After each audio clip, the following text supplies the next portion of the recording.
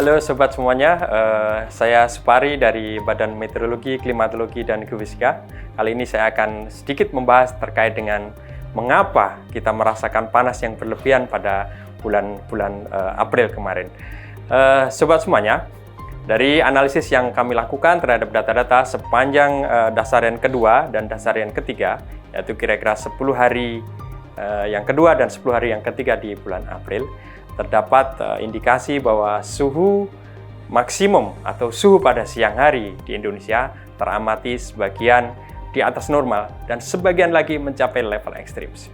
Kira-kira secara kuantitatif ada sekitar 40-60% suhu siang hari itu mencapai level atas normal, sedangkan angka sekitar 10-20% suhu pengamatan pada siang hari mencapai level ekstrim. Itulah sebabnya kita merasakan kondisi panas yang berlebih. Teman-teman semuanya merasakan bahwa kita gerah, dan itu ternyata memang muncul atau ditunjukkan oleh data yang menyebutkan bahwa sebagian titik pengamatan di Indonesia suhu maksimum atau suhu siang harinya melebihi normalnya.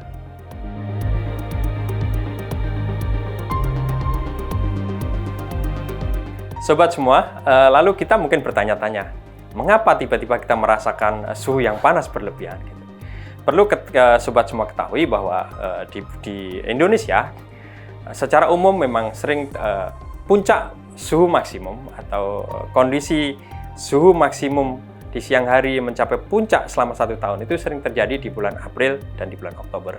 Ini terkait dengan pergerakan semu matahari yang kita pelajari dulu waktu sekolah, sering bergerak ke utara, ke selatan, dan biasanya berada di sekitar ekuator itu di bulan Maret dan bulan September. Lalu ada semacam lag time atau jeda di mana atmosfer kemudian memanas dan itu terukur di bulan April dan di Oktober. Namun demikian, tidak semua wilayah memiliki pola yang sama seperti itu. Jadi di Indonesia itu pola suhu maksimumnya beragam. Ada yang puncak di April lalu semacam stuck gitu, terus tinggi, nanti di Oktober mencapai tinggi lagi.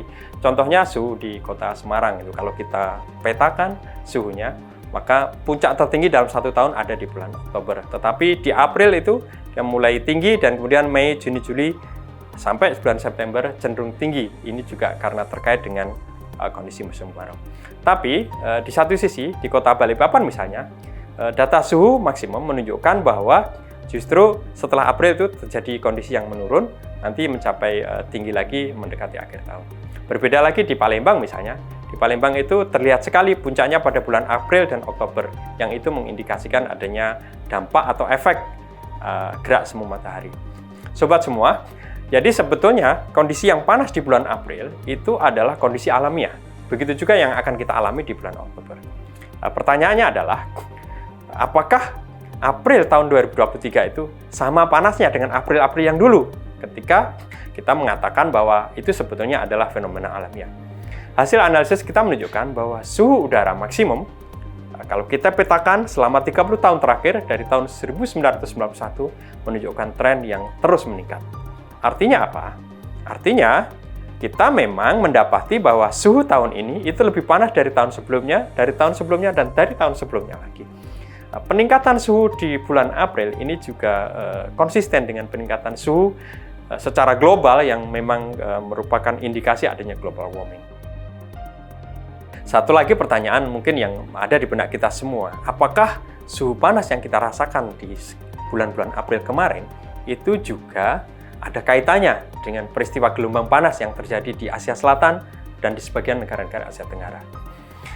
Sobat semua, hasil analisis kita secara spasial memang betul di wilayah India, kemudian di Asia Tenggara lainnya, misalnya Vietnam dan Thailand, itu mengalami kondisi suhu yang sangat ekstrim. Kondisi suhu yang sangat ekstrim dibandingkan dengan biasanya, apabila terjadi dalam beberapa hari, inilah yang kemudian masuk kategori apa yang disebut dengan heat wave atau gelombang panas. Namun demikian, jika kita melihat kriteria heat wave sebagaimana didefinisikan oleh Badan Meteorologi Dunia, maka sebetulnya yang terjadi di Indonesia itu tidak masuk dalam kriteria heat wave. Heat wave dalam definisi itu disebutkan bahwa apabila terjadi periode beberapa hari di mana suhu maksimum lebih dari normalnya mencapai selisih 5 derajat. Di kita, suhu pada bulan April kemarin berkisar antara 36-37, yang itu masih dalam, meskipun di atas normal, tapi tidak mencapai selisih lebih dari 5 derajat. Sehingga secara statistik, secara definisi, kita belum bisa memasukkan kriteria kejadian itu sebagai gelombang panas. Namun demikian, ada fakta menarik dari analisis kita bahwa sebagian besar daerah yang mengalami kondisi panas ekstrim atau kondisi panas di atas normal itu terjadi di wilayah Indonesia bagian tengah dan Indonesia bagian barat. Nah, ini menarik untuk kita kaji, apakah gelombang panas yang melanda Asia Selatan dan Asia Tenggara itu punya imbas secara spasial terhadap wilayah Indonesia, terutama wilayah Indonesia di bagian barat dan utara, misalnya Sumatera Utara, Aceh, Kalimantan Barat. Kalau kita melihat atmosfer secara spasial, maka kita bisa membayangkan bahwa panas itu merambat secara spasial. Sehingga sangat mungkin panas yang terjadi, heatwave yang terjadi di Asia Tenggara, misalnya di Thailand dan di Vietnam, itu juga secara spasial sedikit berdampak pada meningkatnya suhu di wilayah Indonesia. Namun demikian, di sisi lain, kita mendapati wilayah Indonesia bagian selatan, terutama misalnya Sumatera bagian selatan, di Jawa, di situ banyak daerah-daerah yang mengalami kondisi suhu di atas normal. Padahal, pada saat bulan April, sirkulasi udara menunjukkan bahwa aliran massa udara di wilayah Jawa dan wilayah Sumatera bagian selatan itu berasal dari arah selatan, bukan dari arah utara, bukan dari arah Vietnam dan Thailand. Sehingga, ini membawa kita kepada hipotesa bahwa mungkin sebagian terdampak adanya heatwave yang terjadi di Asia Selatan dan di Asia Tenggara, tapi sebagian lagi sebetulnya lebih banyak dipengaruhi oleh fenomena alamiah, yaitu pergerakan semu matahari.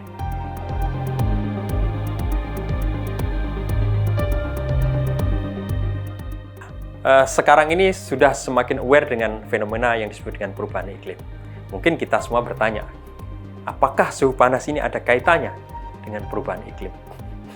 Sobat semuanya, dalam laporan tahunan IPCC disebutkan bahwa perubahan iklim itu salah satu dampaknya adalah meningkatnya kejadian ekstrim.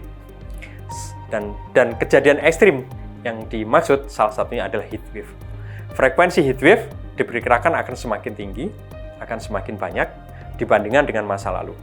Sehingga kemudian orang bertanya, apakah betul ada kontribusi perubahan iklim pada kondisi cuaca panas yang kita rasakan beberapa waktu lalu. Karena ternyata data pada bulan April 2023 itu adalah bagian dari peningkatan suhu selama bulan April dari tahun-tahun yang lalu. Jadi kita bisa berhipotesa bahwa ada kontribusi perubahan iklim pada meningkatnya suhu yang kita rasakan sekarang.